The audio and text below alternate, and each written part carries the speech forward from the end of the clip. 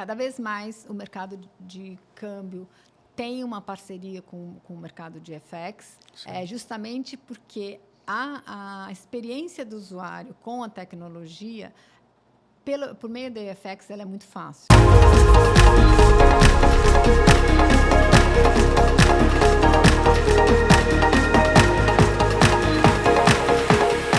Olá, jovens. Sou o Carlos Henrique. Estamos começando mais um Pra Frente Cast. Hoje recebo uma grande amiga, Vanessa Fialdini. Vanessa, muito obrigado pela participação aqui hoje com a gente. Eu é que agradeço, é um prazer e muito feliz de ter esse convite. Mais uma vez, tomara que a gente consiga esclarecer o que a gente precisa. Com certeza. Deixa eu te perguntar, minha amiga, você hoje, como uma das principais executivas de um grande escritório de advocacia, eu queria que você contextualizasse até para a gente hoje como que vocês estão, né, em termos de escritório, se posicionando em relação ao mercado, quais são as frentes que vocês, de certa forma, estão atuando, contar um pouco mais do próprio escritório em si, história, enfim. O escritório é um escritório que está há bastante tempo no mercado. A gente trabalha com serviços financeiros, atualmente bastante coisa, envolvimento com jogos e apostas, criptos, todas as operações de high risk e transações financeiras é o que a gente mais domina. Sim. Eu até, outro dia estava conversando com um amigo, né, que estava trabalhando ali numa outra instituição financeira que atuava com um produto de alto risco, né? E aí voltei para a frente corretora e acabei atuando ali com um produto de alto risco voltado ali, né, nas questões das operações de jogos e apostas, né? Obviamente que as operações de jogos e apostas, até por uma questão regulatória, teve ali vamos dizer assim, teve um boom, né, e depois a gente teve ali uma decrescente, né, até proporcional em relação às questões regulamentares. Mas, basicamente, até quando ele falou, Carlos, você é o compliance do alto risco, né? E até com base nessa sua afirmação, eu imagino que você, então, seja a advogada do alto risco, né? E tudo, para mim, eu queria até ver a sua percepção, ela se baseia não na questão de ser baixo, médio ou alto risco, mas sim dos controles em que a instituição financeira possui em relação a mitigar esses riscos, né? Quando você, na atuação do escritório, vem tendo ali as conversas com seus clientes, você também tem essa percepção do lado deles de que há um grande papel a ser feito pela própria instituição em relação aos controles? Sim, a gente ainda classifica bastante essa questão de baixo e alto risco, tá? Claro. Quando a gente fala de mercado de alto risco, é um mercado que ele tem uma maior chance de fraudes e de operações escusas, né? Então, isso é bastante frequente nesse mercado. Quando a gente fala de high risk, né, que são as operações de alto risco, a gente está falando principalmente de operações de jogos, apostas, moedas, conteúdo adulto. E esse mercado, ele tem, sim, uma chance maior, o que significa que a gente tem que ter um controle muito maior com relação a essas operações, sim, até pelo público que utiliza esse mercado. Então, quando a gente fala desse mercado as empresas que atuam nesse mercado, o que a gente mais se preocupa é exatamente com relação aos controles, aos sistemas e a forma como é feito a identificação dos usuários, a identificação do tipo de operação e o quanto essas empresas usam de sistemas e de formas e de filtros para identificar esse usuário e o tipo de merchant, né, o tipo de prestador desse serviço ou dessa mercadoria. Sim, e eu até como compliance, eu até às vezes eu fico até frustrado com algumas situações.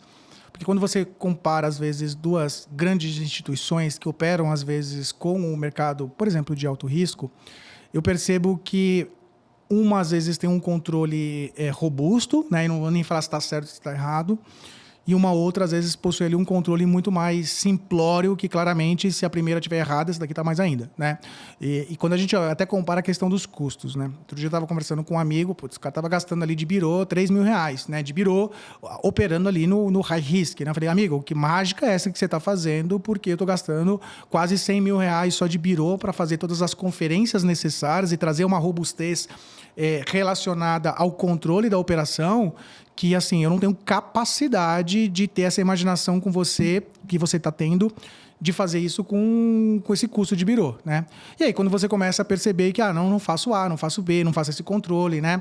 Então, eu vejo que essa ausência de controle torna o segmento de alto risco ainda de maior risco, né? Porque, naturalmente, a gente vai acabar identificando através da própria mídia, através de notícias, através de processos judiciais, o envolvimento de instituições financeiras que provavelmente não têm ali o controle necessário com esse tipo de operação e acaba meio que generalizando em relação ao mercado como um todo, né? Você tem essa percepção de quando você está conversando ali conversando com clientes e também ali com o mercado como um todo? As operações que a gente chama de alto risco, ela precisa de um acompanhamento muito robusto. Tá? Não dá para a gente ter um acompanhamento qualquer nesse tipo de operação, né? Como o próprio nome diz, é de alto risco. A grande maioria das empresas, elas são sérias e elas usam um sistema mais robusto, né? Como você acabou de falar. As empresas que tem uma menor robustez para poder fazer esse tipo de transação, normalmente ela faz ela sempre dá um jeito de fazer de um jeito que não é o jeito que a gente considera correto. Então, a gente tem sempre essa preocupação. As empresas que provavelmente vocês lidam são empresas que são mais sérias, que têm esse controle mais robusto, esse controle de mais de um bureau, de outro tipo de controle de usuário, não só de quem é o usuário, mas que tipo de operação, qual que é o background desse usuário com relação a esse tipo de atividade. Então, a gente tem, para atuar nesse mercado, a gente tem essa preocupação, a gente passa muito isso para os nossos clientes.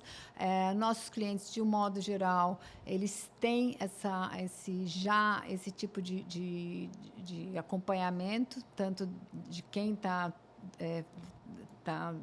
utilizando esse serviço, quanto quem está lá fora prestando esse serviço, ou quem está fornecendo esse tipo de produto. Então, isso já é acho até que quando alguém que pratica, que está no mercado de high risk, chega no escritório de advocacia, ele já está com essa preocupação que não é a preocupação do mercado de um modo geral. Então, a gente percebe essa diferença e cada vez mais o que a gente percebe é que esse mercado tem um controle maior. A gente percebe que o Banco Central tem essa diligência cada vez maior em termos de fiscalização, das instituições que estão sujeitas à fiscalização do Banco Central. O Banco Central tem um entendimento hoje maior desse mercado, coisa que antes era muito mais... tinha um entendimento muito menor, tinha um conhecimento muito menor. Então, a gente já percebe que as operações de high risk, que antes tinham um preconceito, que as pessoas tinham um preconceito muito grande com relação a elas, hoje já são transações e operações que são vistas de uma outra maneira. Sim. E traz, assim, até na sua fala, eu acho que é a vivência do próprio Banco Central em relação a esse tipo de operação, né? Então, até quando eu falo lá, por exemplo, das operações de jogos e apostas, né? Às vezes eu me sinto um pouco frustrado, porque assim, eu vejo inúmeras matérias relacionadas às operações de jogos e apostas, mas basicamente são poucos os players que atuam de fato com as operações de jogos e apostas, né? Então, acaba virando aquele sentido de, óbvio, do ponto de vista educativo, sempre muito importante, mas você acaba trazendo pessoas que não conhecem o modelo operacional, de fato, como que ele acontece, trazendo uma informação que talvez seja até quase impossível de ser praticada, né? Então, eu já tive ali colegas que destacou que putz, é um absurdo fazer operações de jogos e apostas com cartão, né? E é impossível, não tem como, o modelo operacional não permite isso, né? Mas esse tipo de informação, quando ele é disseminado de forma, né, vamos dizer assim, corriqueira, com muitas pessoas compartilhando esse tipo de informação, acaba meio que virando uma verdade que você fala, opa, peraí, não é bem assim, né? Mas até aí, depois para você tirar da cabeça que não é daquela forma, pronto, você já destacou um mercado que não é bem aquele e já está ali meio que pichado de uma forma negativa, né?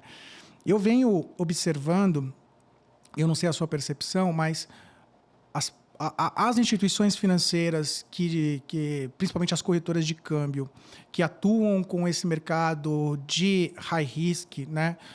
Muito através das operações ali de FX, seja elas de qualquer uma das naturezas, cada vez mais elas vêm deixando de ser corretoras não deixando do ponto de vista regulatório, do ponto de vista jurídico, mas cada vez mais elas vêm deixando de ser aquele modelo tradicional de corretora de câmbio e passando cada vez mais a ser como se fosse um modelo, uma instituição de pagamento, né? Usando ali as operações de FX, parcerias com outras instituições, agregando ali o valor do Pix, e aí se torna ali um pagamento global cada vez mais robusto, até para trazer ali maior solidez às suas operações. Você também tem tido essa percepção ou é algo muito mais, por exemplo, particular da frente corretora? As operações, o modelo de FX é um modelo que surgiu, que o Banco Central regulou, é um modelo antigo, mas que o Banco Central, de fato, regulou por volta de 2021, que ele trouxe essa possibilidade, uma coerência e uma abrangência um pouco maior com relação às IFX. As IFX são as empresas que podem ser, as instituições que podem ser autorizadas ou não, e que elas fazem simplesmente a facilitação da compra de bens ou de serviços por um usuário no Brasil comprando algum tipo de serviços ou mercadoria lá fora. Todas essas operações, elas dependem das instituições financeiras, corretoras, do mercado de câmbio, de um modo geral. Essas operações, elas têm, como ela é uma operação de cross-border, né? Ou seja, de pagamento internacional, por isso que a gente está sempre ligado nas instituições de câmbio, e elas mudam, né? As operações cross-border, que a gente chama, elas mudam frequentemente, né? Então, a gente tem as corretoras de câmbio, elas vão, e as instituições de câmbio, elas vão alterando conforme se altera o mercado, né? Conforme se alteram os produtos e tudo mais. Então, assim, a gente tinha uma tendência grande de jogos e apostas, que isso tem mudado. A gente tem trazido outros produtos, que hoje, por exemplo, a gente já falou sobre o Pix Internacional, e quem ajuda a formação desse produto são principalmente as corretoras, que é quem acomoda a operação da IFX, né, para o mercado internacional. O papel das instituições, tanto as instituições de câmbio, as corretoras e as demais instituições reguladas e também as empresas IFX, elas vão adequando a operação, né, ao tipo de produto, ao tipo conforme o mercado está se valendo. Isso propicia, no final do dia, um benefício para o consumidor, para o usuário. Então, é muito importante, né, o que a gente tem visto cada vez mais esse tipo de operação, né? A gente tinha, no passado, você sabe tanto quanto eu, a gente tinha poucas operações cross-border, né? Isso foi aumentando com o passar do tempo, todas essas operações. Antes, a gente tinha um mercado de câmbio totalmente voltado para compra, venda de moedas e tal, e hoje a gente tem uma infinidade de produtos que são prestados por essas empresas. Então, eu acho que é muito bom para o mercado. Acho que no final do dia a gente está sempre atendendo o usuário, Sim. o consumidor, o brasileiro de um modo geral. Eu acho que isso é... Falando só um pouquinho de jogos e apostas, que a gente tem... que hoje tem, assim, que a gente tem visto aí uma polêmica muito grande com relação a isso. Esse mercado, ele sempre existiu. Sim. Né? E ele sempre existiu de uma forma sem regulamentação. Sim. A gente tem uma regulamentação agora e tem todo esse discurso, essa dificuldade, tem que regular ou não tem que regular. E, na verdade, a gente está trazendo, no fim do dia, impostos para o Brasil que antes Sim. não eram recolhidos. Então, a gente tem um benefício com relação a isso. O mercado já existe, sempre existiu. Aumentou nos últimos tempos e agora ele está tendo a possibilidade dessa regulamentação. Sim. E eu até vejo da seguinte forma, né? Quando a gente estiver ali um pouco mais para frente, né? E aí no sentido mais temporal, não no sentido, né, do nosso próprio canal, vão a ser agregados, né, de acordo com a tendência de mercado, novos produtos high risk, né? Então, hoje a gente tem ali, por exemplo, as operações de criptoativos, elas estão inseridas no mercado cambial de forma extremamente embrionária, né? Se, de certa forma, estão inseridas, né? Mas eu imagino que, quando a gente tiver uma questão de uma regulamentação extremamente já mais estruturada, a gente vai perceber, igual aconteceu com as operações, por exemplo, de jogos e apostas, né? Você vai ter ali 1 ou 2 players que, de certa forma, vão começar a fazer a operacionalização, e aí quando a gente já tiver num cenário um pouco mais maduro, outros players entrando, né? Aí eu digo do mercado cambial, para fazer esse tipo de operação, e aí sim a gente também vai ter ali mais um segmento high risk voltado para o mercado de câmbio, né? Óbvio que as operações de criptoativos elas já existem, mas eu não vejo, pelo menos nas corretoras, esse assunto tão, de certa forma, sendo do dia a dia, até pelo fato do modelo atual como está, né? É isso que também você consegue perceber? Eu acho que as operações de cripto, elas são operações que começaram lá atrás, 2010, quando começou toda essa questão das criptos, e ela sempre teve uma dúvida sob o ponto de vista de adoção pelo mercado das criptos. A gente tem enxergado uma evolução desse mercado, né? Todo mundo sabe que as criptos, todo mundo sempre existe ou não existe, Sim. Se vai ou não vai. Esse mercado tem tido uma tendência de aumento, tem um aumento aí de tendência. E quando isso acontece, quando o mercado começa a se comportar de uma forma que está pedindo o produto, né? Os órgãos reguladores também começam a avaliar o produto, né? Então, a gente tem, no mercado de high risk, por exemplo, quando a gente fala... quando aparece um produto, a primeira coisa todo mundo torce o nariz e fica... não, esse produto eu não vou usar, esse produto eu tenho, isso minha instituição não faz e tudo. Depois, conforme esse produto toma uma robustez, as próprias instituições Sim. começam a ter um olhar de uma outra forma com relação ao produto.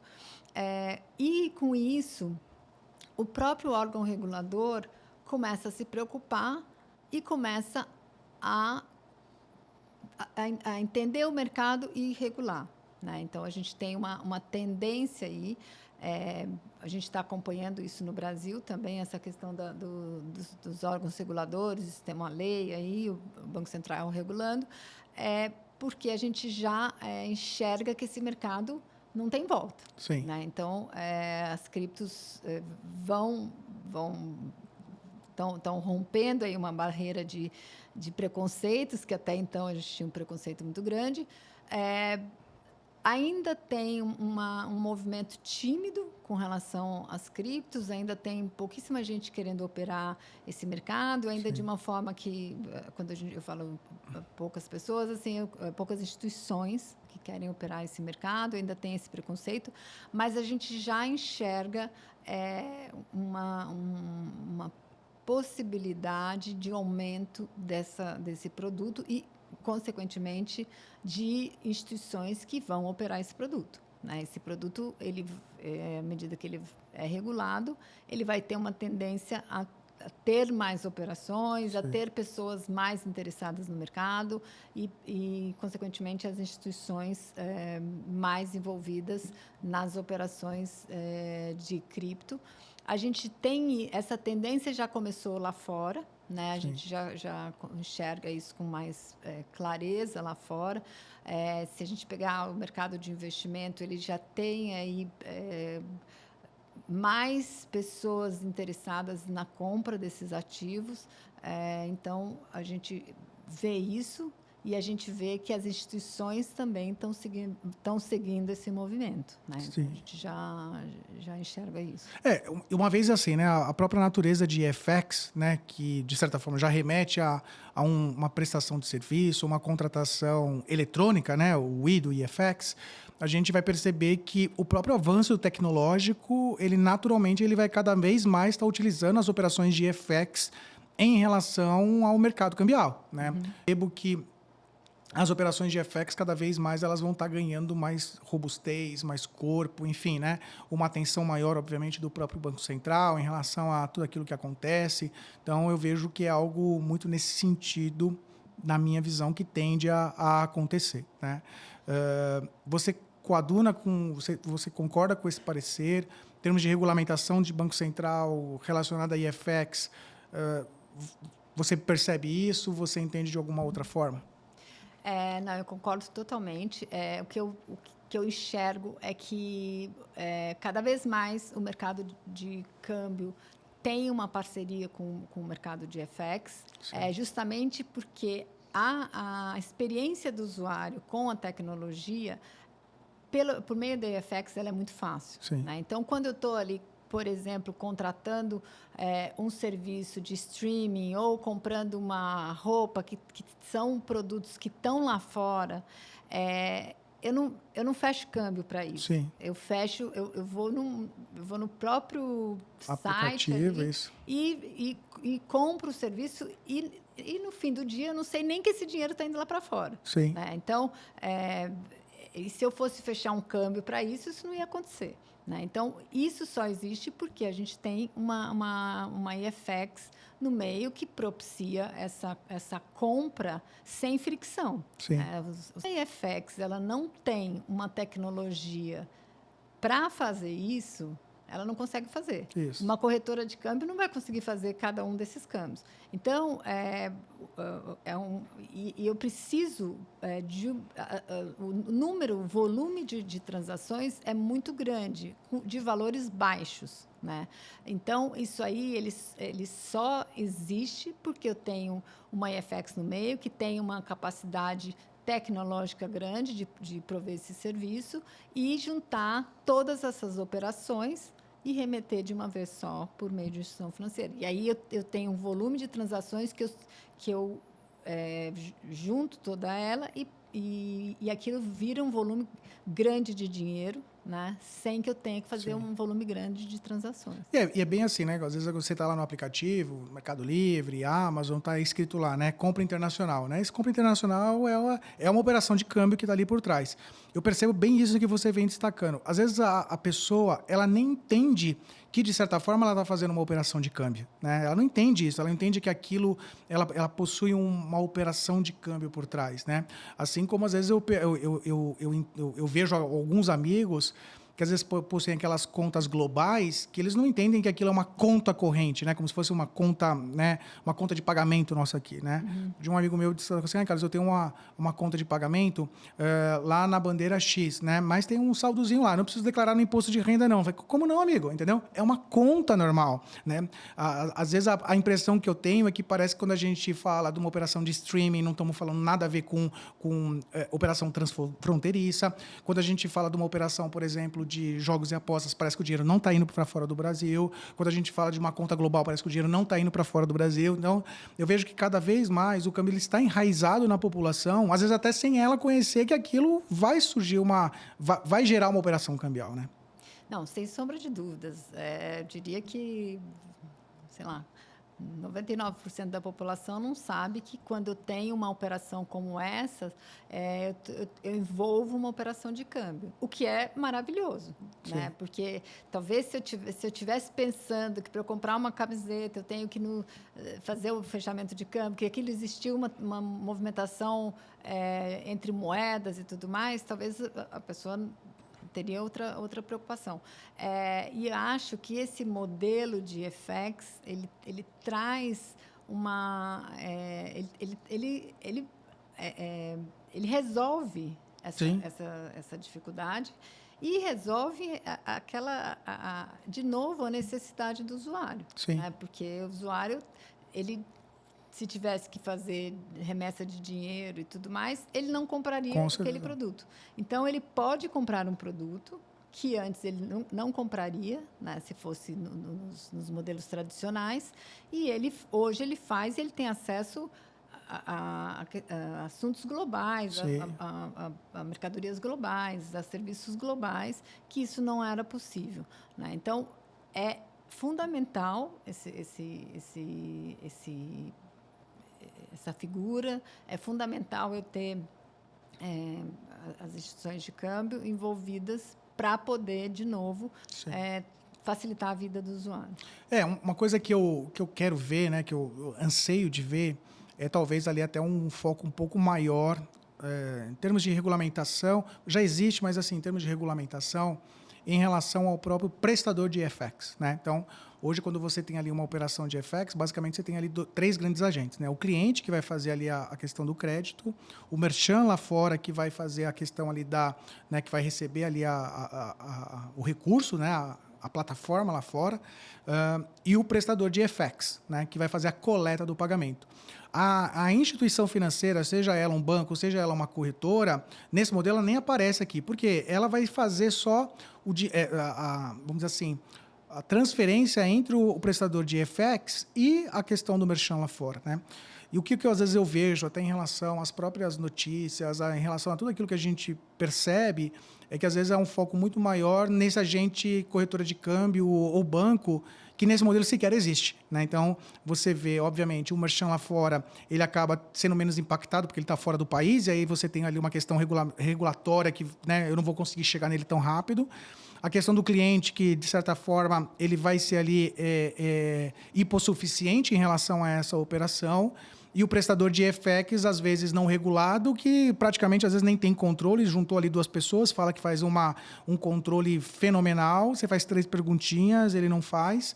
E aí recai mais sobre a instituição financeira, né? Vamos trazer o caso, uma corretora, fazer o papel da própria corretora, fazer o papel, às vezes, de um órgão regulador, né? De ficar olhando, fiscalizando o que está sendo feito de certo, o que está errado.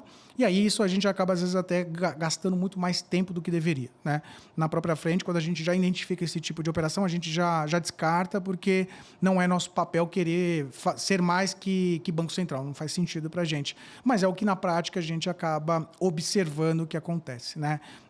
Talvez o prestador de FX ali, o coletador do pagamento, muito deficiente em relação a questões regulatórias e operacionais, e aí meio que sobra para a instituição financeira, a corretora de câmbio, que fez ali a operação, né, e de certa forma acaba às vezes sendo penalizada, né? Então, mas, enfim, né, vamos torcer para que no futuro a gente tenha isso um pouco mais equilibrado, que a gente consiga ali trazer até, discutir outros assuntos, como o aumento do limite das operações de FX e situações como essa, né? Enfim. Minha amiga, infelizmente o tempo passa super rápido. Estamos chegando aí ao final deste episódio, né? Queria agradecer demais a sua participação, né? Sempre aberta, uma parceiraça nossa. Eu queria deixar aqui para você um tempo para você, obviamente, fazer assim as suas considerações finais. Fique à vontade, seja em relação ao escritório, seja em relação às operações de FX. Fique 100% à vontade. Bom, primeiro eu agradeço novamente o convite, estou super honrada de estar aqui com vocês da frente para isso aí. Eu acho que, como você falou, acho que o mercado de FX ele tem bastante coisa ainda, por mais maduro que esteja, ainda tem coisas para amadurecer. Acho que o Banco Central deve amadurecer esse mercado também, porque hoje ele recai realmente em cima das instituições reguladas, justamente porque é onde o Banco Central consegue chegar, né? E eu diria que esse mercado é fenomenal, que eu tenho assim, um enorme amor por esse mercado. Eu brinco que eu sou advogada, porque eu trabalho com isso, que talvez se não fosse advogada trabalhando com esse assunto, talvez eu não fosse mais advogada, que é um assunto que eu gosto muito, até porque tem muita tecnologia, tem toda essa questão da movimentação rápida do mercado e da mudança o tempo todo, então é bastante prazeroso trabalhar com esse mercado. Muito obrigada. Obrigado você. Como diria meu filho, deixe seu like e se inscreva no canal. Pessoal, quer ir para frente? Vem com a gente. Um abraço. Tchau, tchau.